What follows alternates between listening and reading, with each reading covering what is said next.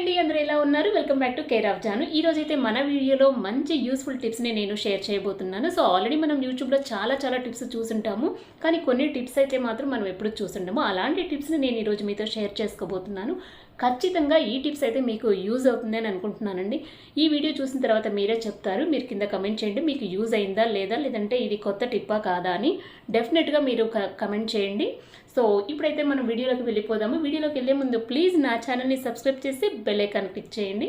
నచ్చితే లైక్ చేసి షేర్ చేసి కమెంట్ చేయండి. So let's go to the video.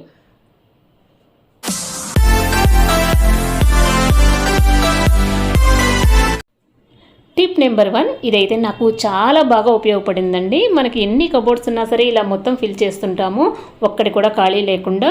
So అలా కాకుండా మనం కంప్లీట్గా ఒక కబోర్డ్ని అయితే ఎప్పుడు ఖాళీగా ఉంచుకోవాలి. అంటే మన గెస్ట్లు ఎవరైనా వచ్చినప్పుడు వాళ్ళ బ్యాగ్స్ ఉంటాయి కదా, అది మనం హాల్లో బెడ్రూమ్లో విడిగా పెట్టకుండా ఇలా ఒక కబోర్డ్లోకి మనం సెట్ చేయించవచ్చు. అప్పుడు ఇల్లు కూడా నీట్గా ఉంటుంది ఎప్పట్లాగే. అలాగే ఇక్కడైతే నేను గెస్ట్ల కోసం ఈ 2 కబోర్డ్స్ని నేను సెట్ చేశానండి. ఈ టవల్స్ కూడా నేను వాళ్ళ కోసం యూస్ పెట్టినవే అనమాట. అంటే అమ్మ వాళ్ళు కానీ అత్తయ్య వాళ్ళు కానీ వచ్చినప్పుడు వాళ్ళు యూస్ చేస్తారు. అలాగే వాళ్ళు ఇక్కడ వదిలేసి వెళ్ళిన క్లాత్స్ అనమాట, శారీస్ అప్పుడప్పుడు వచ్చినప్పుడు కట్టుకుని ఉంటారు. ఇవి కూడా నేను నా క్లాత్స్లో కలవకుండా, అంటే వాళ్ళు వచ్చినప్పుడు మనము అన్నీ వెతికి చేస్తుంటాం కదండి, అలా కాకుండా ఇలా పెట్టేస్తే ఈజీగా వాళ్ళు కూడా ఇక్కడ ఇందులో చూసుకుంటారనమాట. కింద ర్యాక్లో అయితే బ్యాగ్స్ ఏమైనా ఉంటే అందులో పెట్టేసుకుంటారు. సో మనకి ప్రీవియస్గా మన ఇల్లు ఎలా ఉందో ఇప్పుడు కూడా మన హౌస్ అంతే అందంగా ఉంటుందండి. మనకి గెస్ట్లు వచ్చినప్పుడు మెయిన్ చిరాకు ఏంటంటే బ్యాగ్స్ ఎక్కువగా అవుట్ సైడ్ ఉండడము, మనము ఎక్కడెక్కడ నీట్గా పెట్టుకుంటాం కదండి. అలా కాకుండా వాళ్ళు వచ్చినప్పుడు ఏంటంటే బ్యాగ్స్ ఎక్స్ట్రాగా ఉంటాయి, దానివల్ల ఇంటి అందం పాడవుతుందన్నమాట.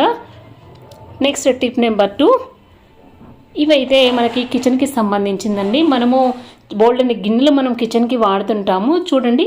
ఇలా సైజుల ప్రకారం, అంటే వేరు సైజుల్లో ఉన్న గిన్నెలైతే మనం ఇలా సెట్ చేస్తే ఎక్కువ ప్లేస్ ఆక్రమిస్తుంది అనమాట. అలా కాకుండా మనము ఇలా సేమ్ టైప్ అనమాట, నేను ఒక్కొక్కటి వచ్చి 1/2 డజన్ చొప్పున తీసుకున్నానండి. ఇవి సేమ్ సైజ్ ఉంటే ఏమవుతుందంటే మనకి ఒకదాంట్లో ఒకటి చేస్తే స్పేస్ అనేది మనకి చాలా సేవ్ అవుతుంది. కానీ మనం ఏంటంటే పాత గిన్నెలు ఉన్నాయి కదా, అవి వేస్ట్ చేయడం ఎందుకని చెప్పి అవే వాడుతుంటాము. సో మన కిచెన్ కూడా అంత అందంగా కనిపించదు, స్పేస్ అనేది చాలా ఎక్కువగా ఆక్రమిస్తుంది. ఇలా కానీ ఉంటే చూసారా, ఇన్ని గిన్నెలు కూడా నేను జస్ట్ కొంచెం ప్లేస్లోనే నేను సెట్ చేశాను అనమాట. ఇలా చేస్తే స్పేస్ అనేది తక్కువ పడుతుంది, అలాగే నీట్గా అందంగా కూడా ఉంటుందండి చూడటానికి.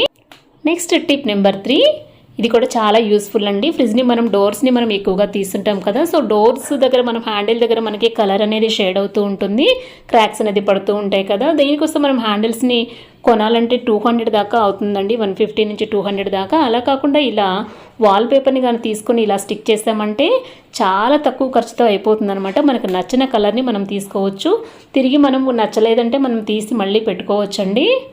నెక్స్ట్ టిప్ నెంబర్ 4, ఇదైతే చాలా సింపుల్గా ఉంటుంది కానీ చాలా యూస్ఫుల్ అండి. మనం చూసారా సోఫా మీద ఇలా పిల్లోస్ ఉన్నాయి కదా, ఇవన్నీ కూడా ప్రెస్ అయిపోయినట్టు ఫ్రెష్గా లేవు కదా. అంటే మనం ఇలా వెనక్కి ఆనుకొని కూర్చున్నప్పుడు ఈ పిల్లోస్ అనేవి అణిగిపోయి ఇలా అవుతుంటాయి కదండి, కానీ చూడటానికైతే అందంగా ఉండవు. మనం సరి చేసి పెట్టినా సరే చూడండి ఫ్రెష్గా లేదు.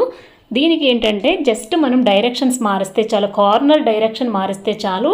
ఇలా పక్కన ఉన్న డైరెక్షన్ నుంచి పైన డైరెక్షన్కి తీసుకెళ్తే చాలండి, చూడటానికి చాలా నీట్గా ఉంటుంది, ఫ్రెష్గా కనిపిస్తుంది, మళ్ళీ అణిగిపోకుండా కనిపిస్తుంది. సో ఎప్పుడైనా సరే ఎవరైనా గెస్ట్లు వచ్చి కూర్చొని వెళ్ళినా సరే వెంటనే మనము కార్నర్స్ని ఇలా తిప్పేసేయండి, యథాప్రకారంగా నీట్గా ఉంటుందన్నమాట. ఈ టిప్స్ అయితే మీకు నచ్చాయని అనుకుంటున్నానండి. మీకు ఏ టిప్ యూజ్ అయింది, ఏ టిప్ కొత్తగా ఉన్నది అనేది మాత్రం ఖచ్చితంగా మెసేజ్ చేయండి. Thank you for watching. If you like the video please subscribe my channel.